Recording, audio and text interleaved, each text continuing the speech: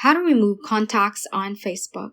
Hey guys, welcome back to the channel, and in today's video, I'm going to show you how to remove contacts on your Facebook app. Without further ado, let's get started.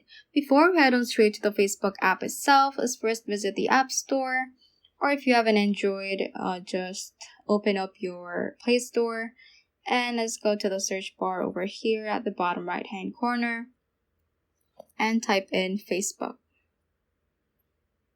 So what we're going to do is to ensure if our Facebook is up to date. So just tap on Facebook over here.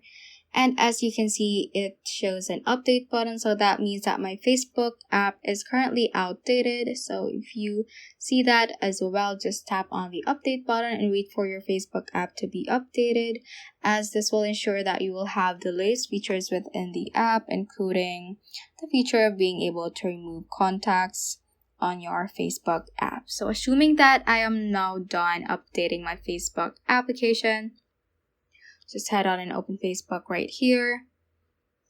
And from your home page or from any other page, just click on your menu icon at the the bottom right corner. And click on settings and privacy over here. Click on settings once again.